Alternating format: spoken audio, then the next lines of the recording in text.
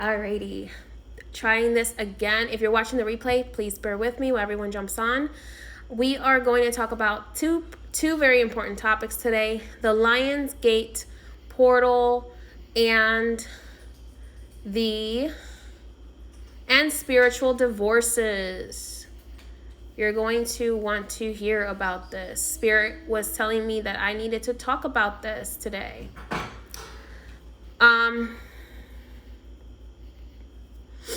Two things, so I decided to do it in one live. So we're talking about the Lion's Gate portal, and then we are going to be discussing spiritual divorces and why spiritual divorces are important if you are someone who has been divorced or who has left a long-term relationship. Okay, so these topics kind of play into each other, because I'm pretty sure tomorrow during the Lion's Gate portal and this new moon, people are going to be trying to manifest a new man or a new woman in their lives, and yet they're still married spiritually. And I'm going to explain what I mean by that. Oh, thank you. So, Lion's Gate portal. First, okay, the Lion's Gate portal happens on August 8th. I believe that's tomorrow. Yes. And it happens when we have this alignment between the Sirius star and our solar system, right? And our planet. So it's a great time for manifestation. It's a great time to manifest, really, for me at least, for manifesting the lifestyle you wish to have, meaning the house you wish to draw towards you, the relationship you wish to draw towards you, the job or business that you wish to draw towards you, the car that you wish to draw towards you. This is, for me, what Spirit really, really honed in to me during my meditation about the Lion's Gate portal, was to not give numbers, meaning do not ask for $100,000, do not ask for $1 million. Ask for a lifestyle, okay? A lifestyle that you are already working towards, right? But that you want to draw to yourself faster. When you ask for manifestation of money, you need to realize that you need to have a channel for that to reach you. I mean, when I say a channel, think of a tunnel, think of a way, of a path for that manifestation to reach you, right? So do you have a business that can make you $100,000 in a certain amount of time? Do you have a job? Is your job capable of giving you $100,000 or $1 million? Or is that something that you would have to, it would be impossible for you to do the amount of work that it requires to manifest that amount of money, right? Because I can say this from experience. I asked one of my spirits to help me attain a certain amount of money from my business, and then I ended up receiving that amount of money, and then it was overwhelming because I didn't have the people to help me fulfill the orders for that amount of money that I asked for. So when you're manifesting something, you need to make sure that you have the proper channel, and then you have the proper capability of receiving it and fulfilling what you need to fulfill. If you have a business, do you have the proper amount of people to fulfill that amount of orders that you're asking for? If you are, if it's a digital business, great, because then that means all you have to do is promote it, advertise it, and let the magic boost it to get you what you need. Okay, that's what I'm currently doing in the moment with my High Priestess May collection. I had to go on a break because I had more orders than I could handle. I'm gonna be honest with you. When I did my magic, I did not expect to receive so much abundance. So I had more than I could handle, and I was working 7 days a week, 24/7 to fill these orders and this magic for everybody. And I appreciate you all for supporting me. But make sure that you have a channel that can deliver for you and it makes sense. Is your job limited in how much money they can give you? Is it limited in how many bonuses you can get? Because That's another thing, because spirit is going to look for the channels that you have open to receive.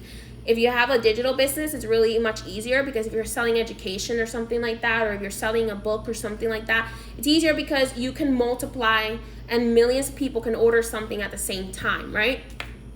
If you're manifesting love, we're going to talk about that on the second part of the live when we talk about spiritual divorces. When you're manifesting a house, how realistically will you be able to receive that from spirit? How have you opened your paths to receive that house? Have you done roadblock breakers? Have you cleared your credit? Have you done spells to fix your credit? Have you done the physical paperwork to fix your credit? Have you done the legal paperwork to fix your credit? Have you saved up the down payment? Okay, because these are things, spirit, it's much easier for spirit to help you save up the down payment for your house than it is for spirit to completely remove like credit if you're not doing the magic and the physical work of cleansing your credit. I did spells to fix my credit, and spirit helped me remove a lot of things from my credit that were not good, that were from when I was in college. So spirit was able to help me because I did the physical work of doing the paperwork, and then I used the magic to boost my physical work. So it's really important that when you are doing magic, that you're backing it up with physical world actions that can open the way. Can I have some water, babe, please? Oh, wait, hold on, never mind. So if you are doing that work, if you're asking for that amount of money, if you're asking for a particular house, a particular car, yes, you can definitely ask for help. If you exactly help spirit, help the universe, help you. So by doing the physical paperwork,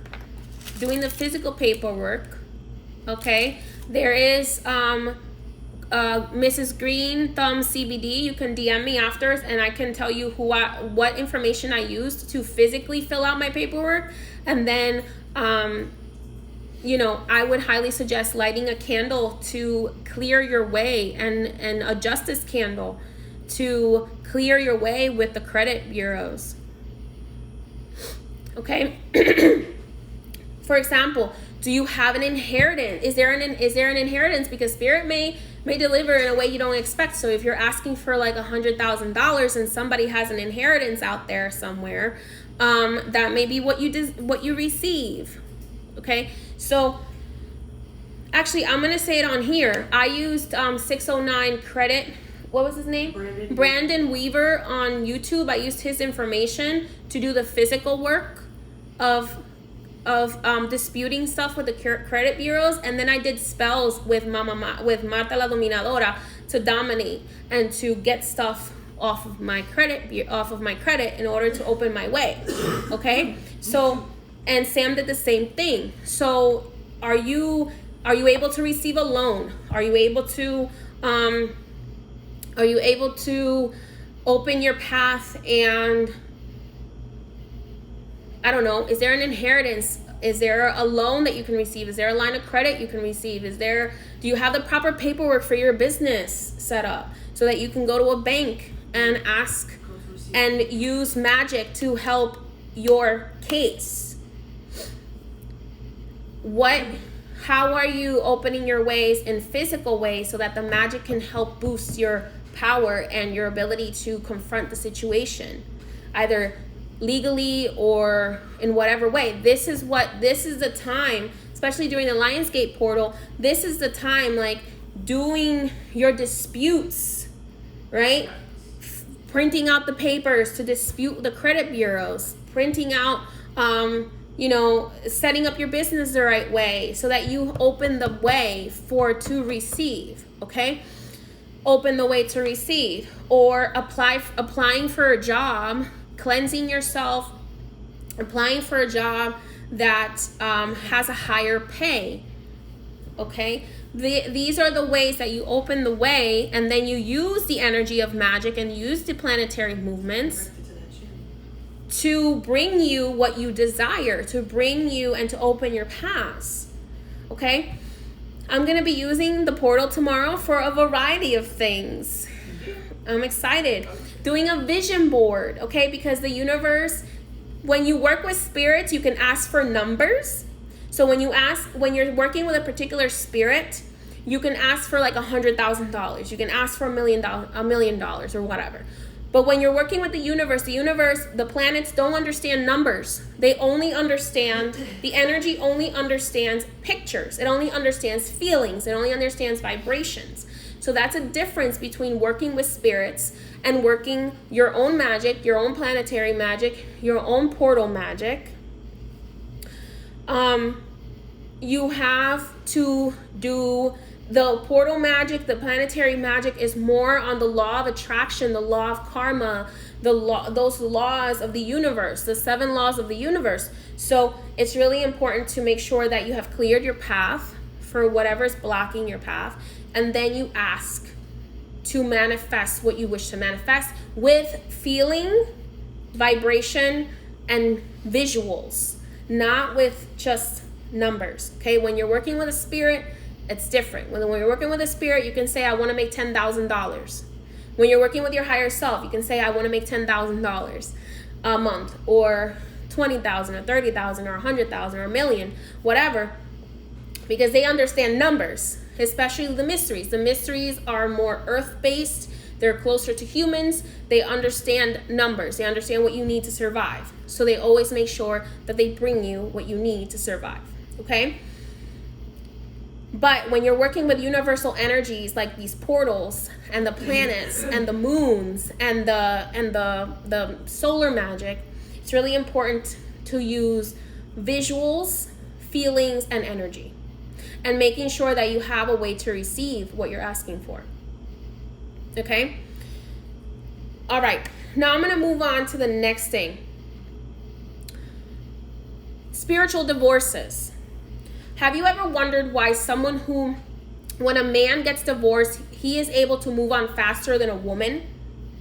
Okay, most of the time, not all the time, but most of the time, when a man and a woman get divorced, or a couple gets divorced, the male energy tends to be able to move on faster and get married again, whereas the female energy, the feminine energy, has a harder time moving forward. So if you've been in a serious relationship before or a divorce before, this is important, okay? Here's what I'm going to tell you. And many people may disagree with me, but this is what the spirits have shared with me. It would be best if you do a physical board for the manifestation, or a notebook. Kinetics are important. With the spiritual divorces, if you've been married before, you've been in a very serious relationship, you got out of that relationship, you got divorced, right? You signed your papers, whatever, you separated. When a woman gets married, usually you take on the husband's name. Taking on the husband's name automatically makes you property of your husband, okay? That starts the process of what's called a bonding, okay, or a binding spell. What consummates the binding spell and what actually creates the binding spell is where a woman gets bound to her husband, or the feminine energy gets bound to the masculine energy in the relationship, especially if you're taking the masculine energy's name, is when you have sexual relations to consummate the marriage. When you consummate the marriage, or you consummate the serious relationship that you're in, you are energetically binding yourself to the masculine energy. And the masculine energy does also bind themselves a little bit to the feminine energy. However, because the feminine energy is the receiver, the feminine energy is much strongly bonded or binded to the masculine.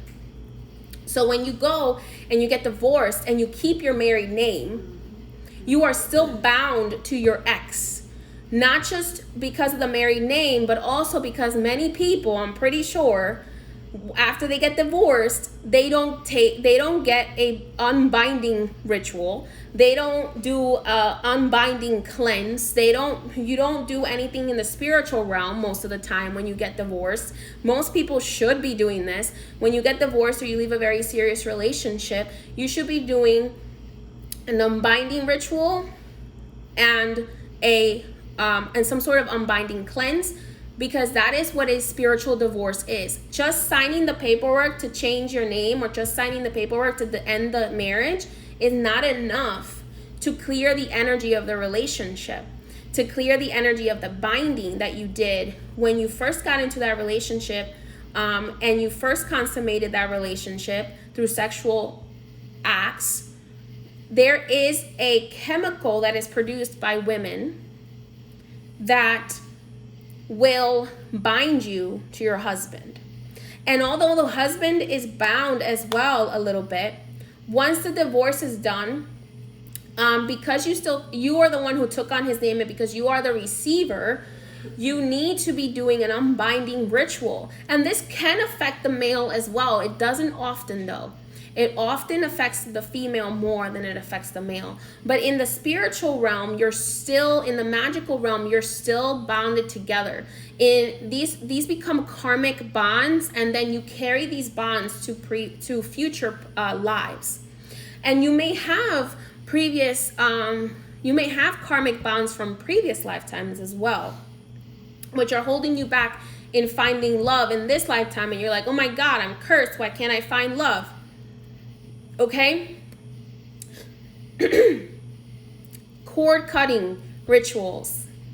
Okay? You can do a cord cutting ritual with yourself. You can go to a professional, whatever you will need to do to cut any cords with previous husbands from past lives and current lifetimes. Okay? And because as a woman, you are still technically bound to him, even if you have been away from this person for a very long time, because you took his name during the relationship, or because, and these bonds can also happen during serious relationships. You don't even have to take the person's name. You don't even have to change your last name. If there is a strong enough of a bond, this is why we say sex is a ritual. Sexual relations are sacred, because when it's a magical ritual, and when your sexual energy connects with someone else's, it creates a binding.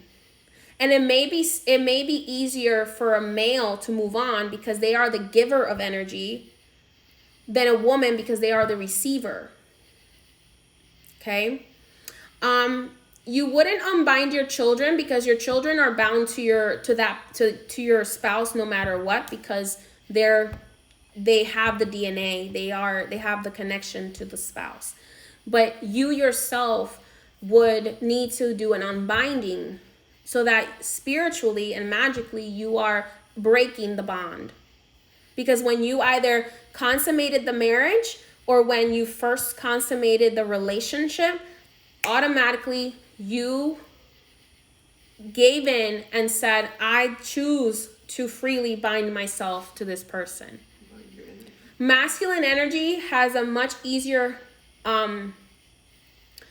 time unbinding themselves than feminine energy does, because we are the receivers. Because we are portals. We are literal portals to the spiritual realm. A woman who has the ability to give birth is a literal portal to the spiritual realm. It is the only portal that is able to transfer souls from the spiritual realm into the physical realm. It is a massive, powerful chalice. And when bound, can have residue energy that can block your manifestation ability, that can block your prosperity, that can block your love life.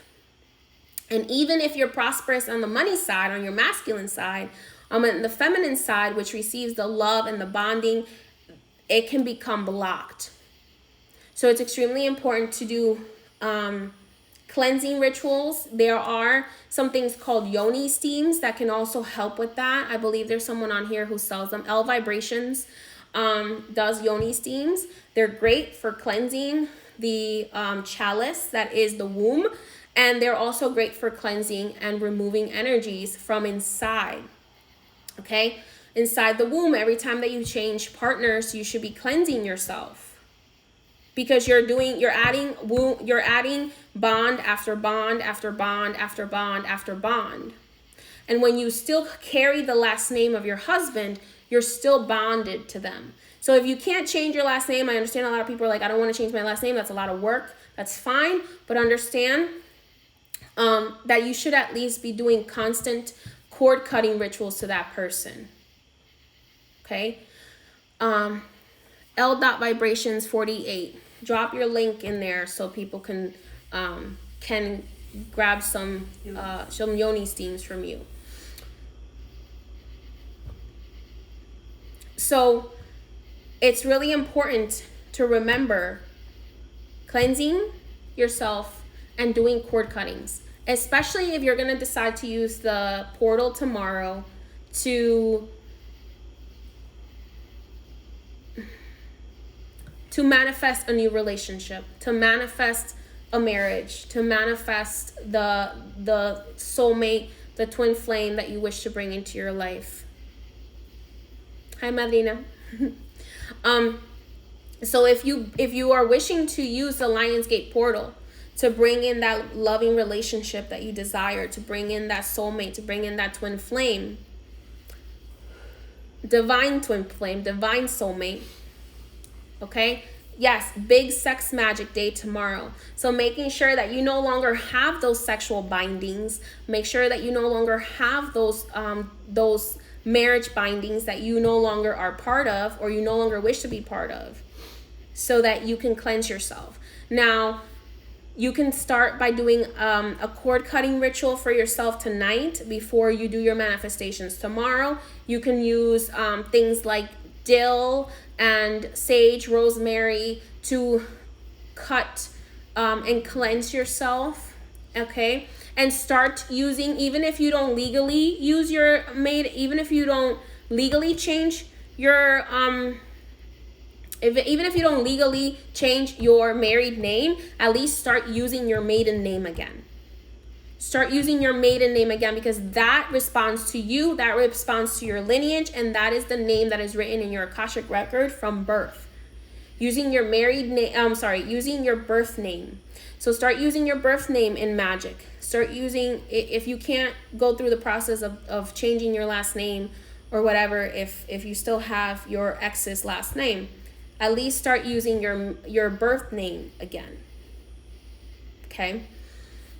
And this would go too for males as well. If you still feel like you can't get away from your ex, do the same thing. Do a cord cutting ritual. If you were married before, you were in a very serious relationship with a female, and you can't let it go, that means that you also connected and you also have that binding. So do your cleanses, do your cord cutting rituals, and to open your way romantically and financially if you believe yourself to be bound. What if you're married but never changed my last name? It's best to use your maiden name and your new married name, because it can, in my experience, it can cause issues in your new relationships, but I'm not going to speak that into your life. But it's good to shift over.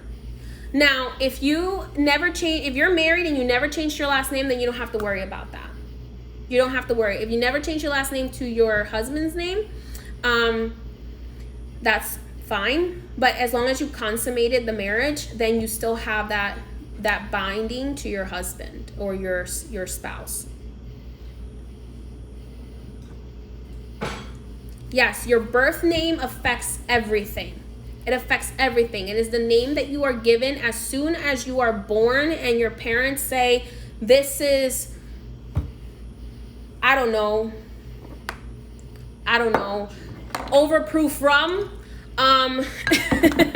That is the name that your guardian angel goes and says, okay, it's a little girl and her name is Overproof Rum, okay?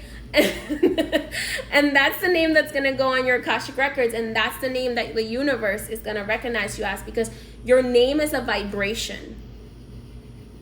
Your name is a vibration.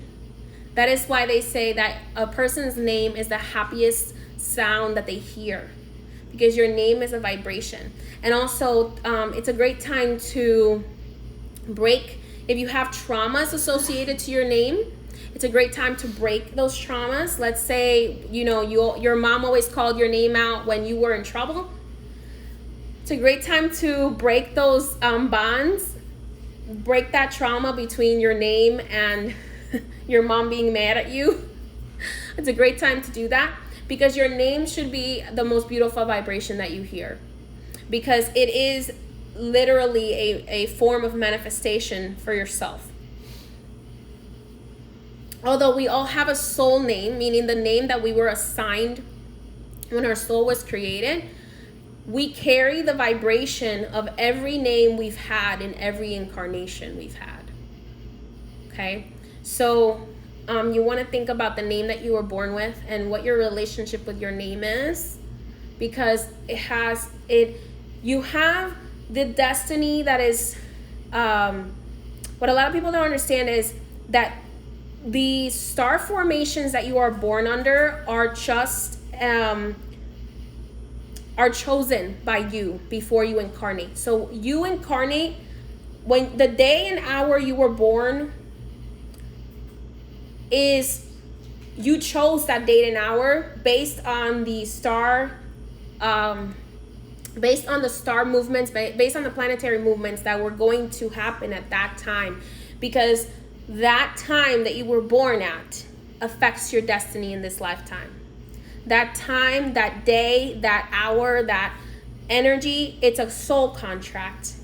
So you chose to be born in that specific star alignment for the mission that you chose on Earth when you incarnated. And it's part of your power. The other part of it is your name that you are given, because your name can change your destiny. Okay? So remember that we have the destiny that we choose. We have the destiny, the life paths that are chosen by the day that we are born. And then we have the destiny that is chosen by the name that our parents choose to give us at birth. By the vibration of our name. The vibration of our name is, you know how they say that there are 72 power names of God? Each of us has that vibration, which is a power vibration that is connected to our name. Okay? And another thing, the pronunciation of your name in different languages has a different manifestation vibration as well. Okay? So the way that you say my name in Spanish is much more romantic than the way you say my name in English, because English is a very kind of rough language, whereas Spanish has a more romantic vibration to it. Okay, so the way you pronounce your name in different dialects, in different languages, the vibration of your name changes your ability to utilize it as a power word for yourself. Your name has power. Your birth name has even more power. So when you use your birth name, you can manifest much easier. You can manifest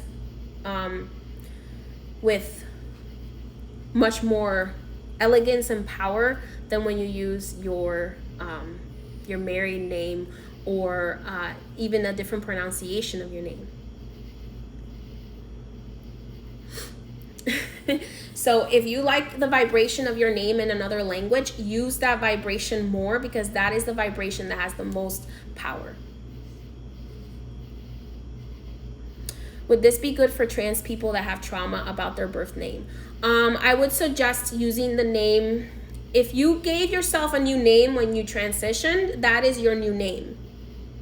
That is a rebirth. You did a rebirth ceremony. What you would need to do is that you would need to, I would highly suggest doing a spiritual rebirth ceremony where you ask for your Akashic records to be switched from your birth name to the new name that you have given yourself during your rebirth.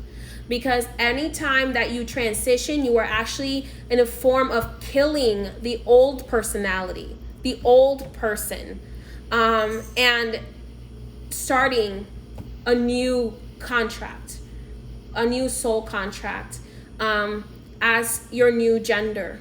So your new name is going to have a new vibration. And I don't mean killing in a bad way. I'm just saying the process, you went through a process of death, and the renaming is your new name, is your rebirth name.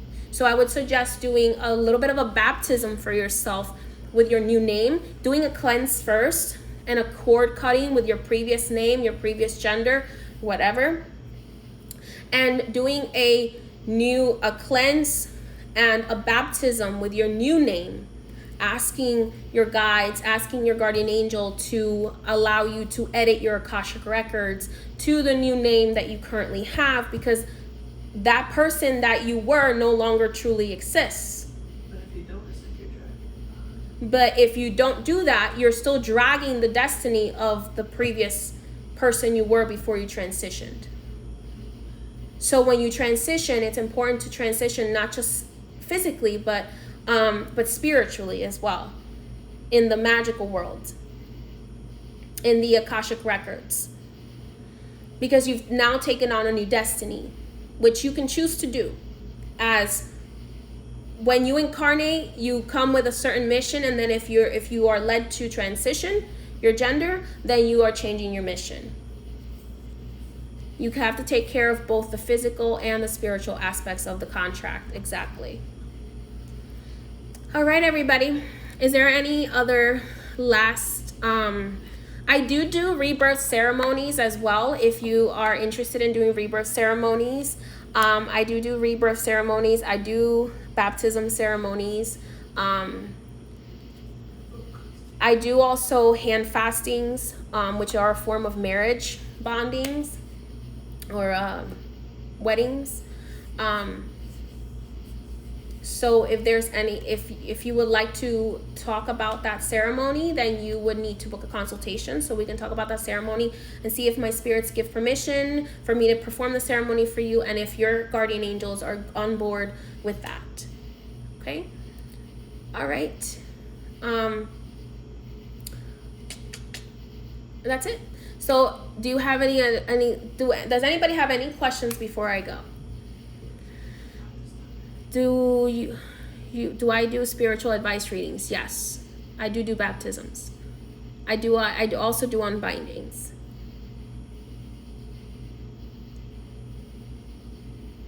Yes. Spirit would not leave you in peace until you join this live. As always, they are right. I'm glad to hear that. You're welcome. Yes, I do ceremonies like that. I do spiritual cleanses. I do, as long as, the world currently as we have it allows. I do spiritual cleanses. I do baptism ceremonies. I do unbindings, hex breakers. It depends on what spirit suggests for you. Yes, I do baptisms, as in the name of the Father, Son, and the Holy Spirit, because as a high priestess in the 21 division, I was also prepared as a priestess, which is able to do baptisms under the 21 divisions. Under God, for my tradition.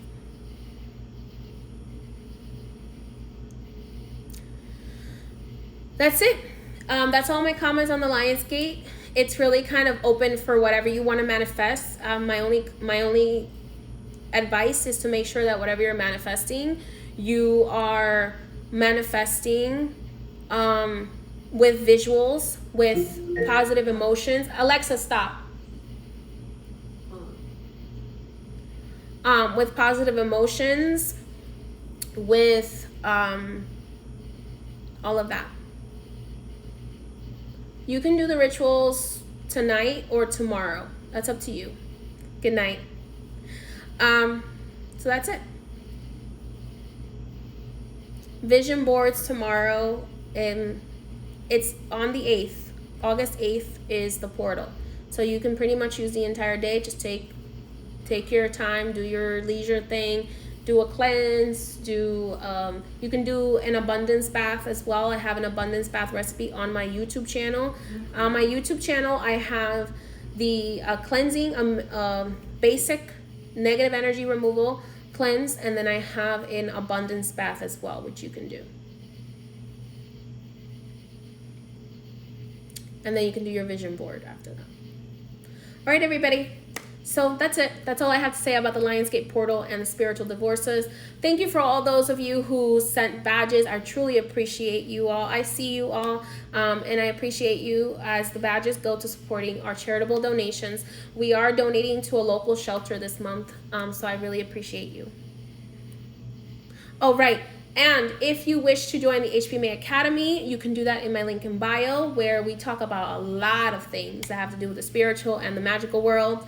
So if you're looking to tap into your own magic, and this is not tradition based. It's not based on a particular tradition. It's magic that you can do whether you belong to a tradition or not.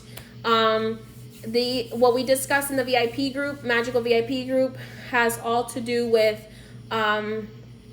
ceremonies, work that you can do for yourself to help your life, to clear your path, to attract things to you. So it's magic that's not bound to a particular tradition. It's magic that's bound to earth. Okay, so that's primarily what we do. Aw, Fairy said, best spiritual soul family space ever. That, I have to say it, Magical VIP group is a great space. We like to keep it a safe, beautiful space. So if you have good energy and you want to tap into your magic and you want to learn more about magic safely, you can join my Magical VIP group in link in bio. You have access to the content as soon as you sign up. You can go through the content in my private portal, and then you can join the VIP Q&As. I also have, for those of you who don't know, I have my weekly pick a number exclusive subscription that is just for the VIPs in that in that subscription. Two different VIP groups. One is a VIP group for readings, and another one is a VIP for magical learning. Okay? All right, everybody. Have a blessed day. All of that you'll find in my link in bio. Bye-bye.